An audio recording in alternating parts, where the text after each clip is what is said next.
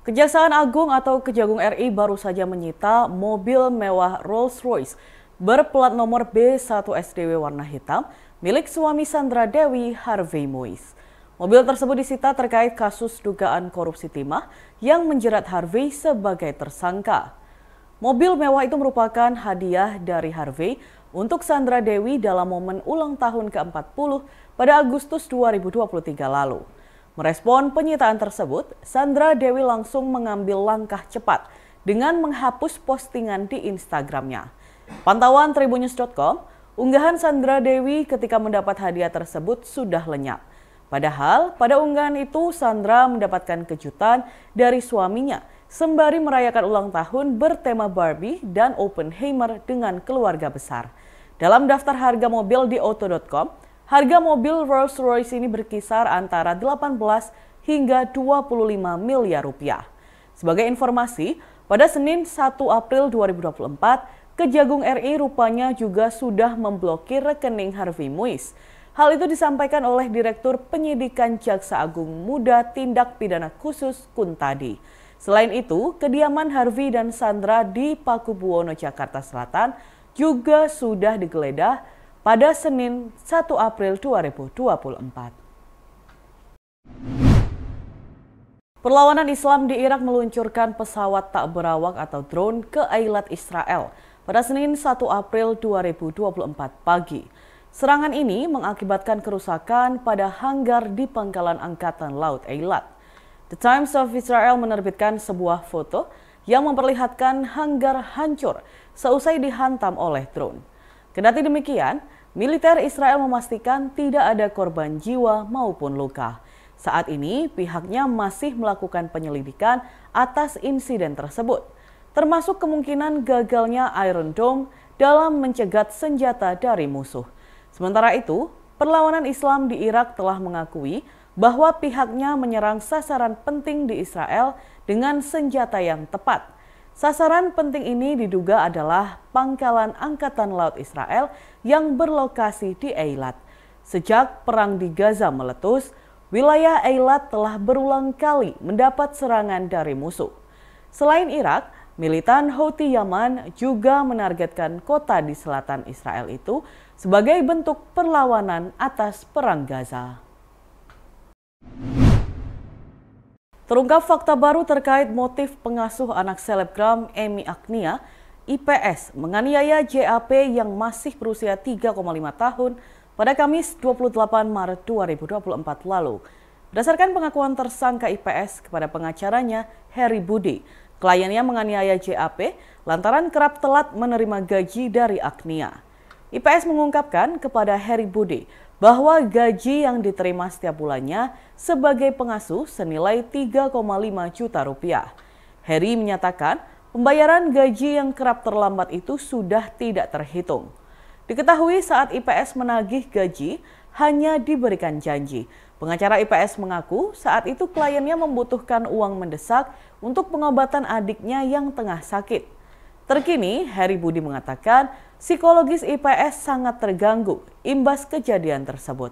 Adapun IPS sempat khilaf atas perbuatan yang dilakukan. Heri Budi sebagai pengacara tetap konsisten memberikan bantuan pendampingan kepada kliennya IPS, yakni Heri mengupayakan keringanan hukuman untuk tersangka.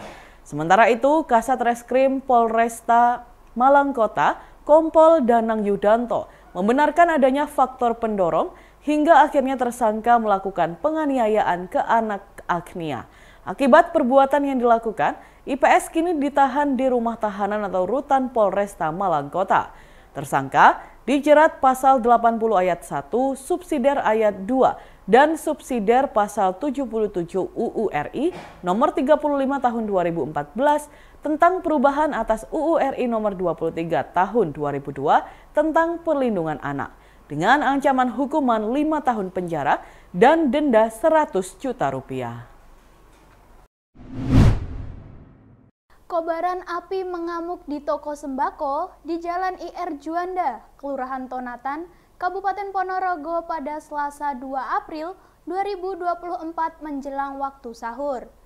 Bangunan toko sembako dan rumah milik Sudrajat ini terlihat masih berdiri namun isi di dalamnya sudah tinggal abu. Beberapa bangkai barang elektronik terlihat menghitam karena amukan si jago merah. Kapolsek Ponorogo Kota, Ibtu Muhammad Mustafa Sahid mengatakan, kerugian dari kejadian ini diperkirakan mencapai miliaran rupiah. Barang dagangan di toko sembako itu ludes tak tersisa, padahal barang tersebut akan dijual jelang Lebaran. Sebelumnya, si jago merah mengamuk dan meluluh lantakkan toko sembako ini pada dini hari. Sebanyak 3 mobil pemadam kebakaran Satpol PP Ponorogo dan 1 mobil tangki Badan Penanggulangan Bencana Daerah atau BPBD Ponorogo dikerahkan untuk memadamkan api. Setelah 30 menit kemudian, si jago merah yang mengamuk akhirnya bisa dijinakkan. Namun demikian, toko sembako milik Sudrajat ini sudah hangus tak tersisa. Pantauan di lokasi, pemilik toko masih syok karena baru mengetahui kebakaran terjadi saat api sudah membesar. Sementara itu, kerabat korban yaitu Haryanto mengaku, keluarga baru mengetahui setelah ada teriakan bahwa ada kebakaran yang menimpa toko sembako milik Sudrajat ini. Dan Tribuners, berikut kita simak bersama wawancara dengan keluarga korban Haryanto dan Kapolsek Ponorogo Kota, Ibtu Muhammad Mustafa Sahid. Tokonya kan barusan tutup tadi, kira-kira masih setengah jam. Nah, kita keluarga masuk di rumah, tahu-tahu sudah timbul api. Nah, kita pun nggak tahu-taunya ada di tetangga yang orang lewat. Orang-orang lewat baru teriak-teriak kalau ada kebakaran. Setelah itu kita lihat ternyata sudah kebakaran, kita langsung menghubungi pemadam kebakaran. Baru setengah jam api sudah besar sekali. Itu api langsung membesar tadi? Iya, langsung membesar. Kira-kira setengah jam api sudah membesar sekali. Nggak ada yang terselamatkan? Ya. Memang berdasarkan informasi dari masyarakat, laporan langsung ke kantor kami, langsung kami tindak lanjuti.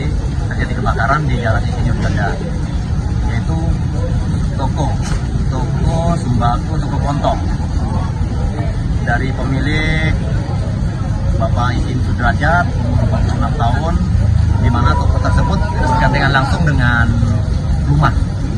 Lalu untuk masalah penyebabnya memang kita belum pasti, namun masih dalam tahap penyelidikan. Namun memang saksi melihat api itu muncul dari posisi di mana sekring di situ dan stok kotak di situ. Namun dari pemilik sekaligus saksi di situ langsung memadamkan, namun tidak bisa ditolong lagi karena api langsung menyambar, karena di situ memang toko plastik di situ.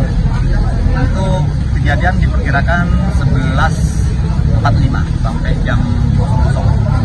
Jadi seluruh barang dagangan ludes terbakar ya? Untuk barang dagangan ludes terbakar. Untuk korban jiwa, memang korban jiwa nihil karena di toko depannya di toko, di belakangnya rumah dihuni oleh 2 kakak, namun 5 orang. Untuk korban jiwa nihil, namun untuk kerugian materi diperkirakan 1 M. Kantor Perwakilan Bank Indonesia Kediri bersinergi dengan Subbadan Musyawarah Perbankan Daerah Kediri Madiun, Pemkot Kediri, Tim Pengendalian Inflasi Daerah atau TPID Kota Kediri, serta Bulog Divre Kediri untuk menggelar Bazar Pangan Murah Ramadan 2024 di Gor Jayabaya Kota Kediri pada Selasa 2 April 2024. Kegiatan ini telah memasuki tahun kedua karena animo masyarakat yang sangat besar. Jika sebelumnya digelar di Gedung Nasional Indonesia, tahun ini digelar di Gor Jayabaya. Selain itu, kegiatan ini juga mengundang sejumlah distributor makanan dan jajanan untuk Lebaran, serta mengundang koperasi telur dari Blitar dengan harga jual di bawah harga pasar. Pembeli bazar pangan murah ini terbuka untuk masyarakat umum dengan pembatasan 1 orang hanya membeli 2 paket. Bazar Pangan Murah merupakan bentuk aksi nyata dan kontribusi perbankan bersama TPID Kota Kediri dalam menciptakan stabilitas harga komoditas pangan yang menyediakan bahan pokok dengan harga terjangkau sebagai bagian program pengendalian inflasi daerah, khususnya di wilayah Kota Kediri. Bazar Pangan Murah Ramadan menyediakan 1.500 paket sembako beras premium yang terdiri dari beras 5 kg, gula 1 kg, dan minyak 1 liter yang dapat dibeli masyarakat umum dengan harga Rp80.000 per paket. Harga tersebut merupakan harga pasca subsidi bantuan dari BMPD Kediri Madiun. Selain paket sembako, Bazar Pangan Murah Ramadan juga menyediakan area bazar distributor yang menjual komoditas pangan lainnya, seperti telur ayam ras, biskuit, mie instan, tepung dan aneka macam minuman yang biasa dibutuhkan masyarakat untuk menyambut momen Idul Fitri dengan harga yang sangat terjangkau. Pada area bazar distributor terdapat 8 stand distributor, 1 stand Koperasi Peternak Telur Ayam Ras, dan 3 stand UMKM binaan Bank Indonesia Kediri. Pada gelar Bazar Pangan Murah Ramadan kali ini, Kantor Perwakilan Bank Indonesia Kediri juga menyediakan layanan penukaran uang baru melalui kas keliling. Pelayanan penukaran uang merupakan salah satu sinergi program Semarak Rupiah Ramadan dan Berkah Idul Fitri atau Serambi Bank Indonesia untuk menjamin tersedianya uang rupiah yang layak edar, denominasi yang sesuai, serta tepat waktu sesuai kebutuhan masyarakat. Masyarakat yang ingin menukarkan uang rupiah pecahan kecil dapat melakukan pendaftaran secara online melalui web pintar Bank Indonesia. Melalui kegiatan Bazar Pangan Murah Ramadan ini, diharapkan mampu mendorong upaya stabilisasi harga pangan serta menjaga daya beli masyarakat selama momen Ramadan dan Idul Fitri. Kantor Perwakilan Bank Indonesia Kediri bersama TPID Kota Kediri terus mengakselerasi program pengendalian inflasi melalui penerapan strategi 4K, yaitu ketersediaan pasokan, keterjangkauan harga, kelancaran distribusi, dan komunikasi yang efektif. Sementara dia, salah satu pembeli mengaku senang dapat membeli paket sembako dengan harga murah. Dan Tribuners, berikut kita simak bersama video wawancara dengan Kepala Perwakilan Bank Indonesia Kediri, M. Khairur Rafiq.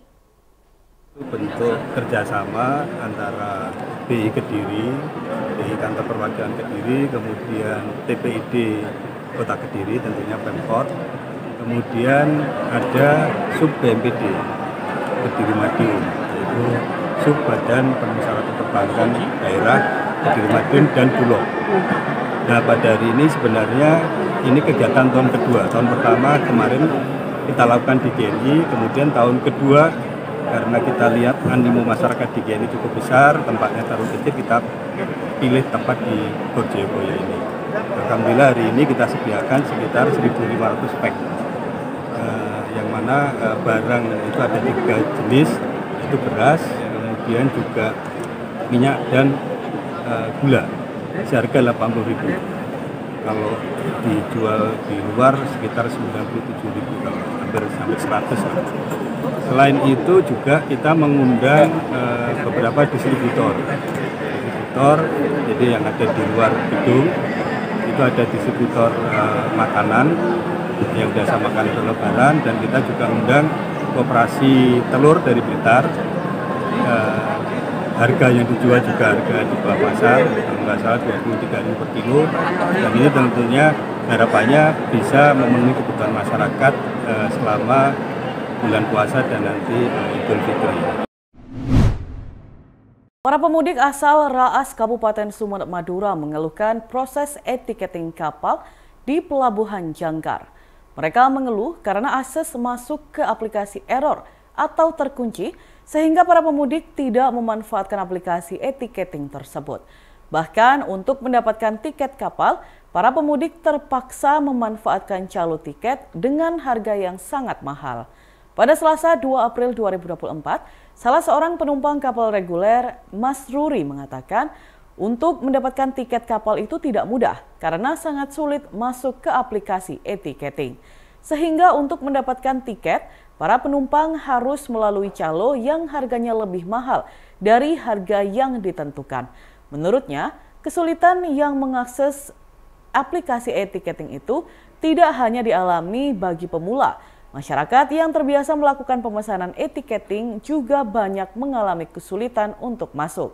Sementara itu pemudik yang lain bernama Syaifullah mengatakan sejak pukul 7 pagi waktu Indonesia Barat, dirinya telah lama menunggu antrian untuk masuk ke kapal. Syaifullah mengaku sangat sulit untuk mendapatkan tiket kapal reguler di penyeberangan Pelabuhan Jangkar. Akibat kesulitan itu, ia memanfaatkan temannya untuk mendapatkan tiket kapal dengan harga lebih mahal. Dikonfirmasi secara terpisah, Humas ASDP Pelabuhan Banyuwangi dan Jangkar, Firman mengatakan selama ini untuk aplikasi e-ticketing tidak ada masalah dan normal. Jika mengalami kendala atau kesulitan, Firman berpesan masyarakat dapat menghubungi call center ASDP sehingga dapat ditindaklanjuti ke pihak teknis yang bertanggung jawab. Dan Tribuners, berikut kita simak bersama wawancara dengan pemesan tiket Syaifullah. Udah pagi tadi jam 7 Pak. Jam 7 ya? Iya. Untuk tiketnya gimana? Sulit enggak? Sulit banget Pak. Sekarang sulit ya? Walaupun pakai elektronik ya? Solusinya seperti apa ketika sulit itu? Sulitnya ketika masukin email itu Pak. Ketika memasukkan email ke ini ya. Terus sampai bisa gimana caranya? Saya pesen lewat temen aja Pak. Pakai jasa. Ada uang lebih untuk jasa ini? Nggak ada Pak. Nggak ada ya. Cuman lewat bantu temen aja ya. Berapa sih tarifnya? 85. Ke Ras ya. Dengan sepeda motornya itu ya? Iya. Saya emang kerja di mana? Saya dari Bali Pak. Dari Bali ya. Download Tribun X sekarang. Menghadirkan lokal menjadi Indonesia.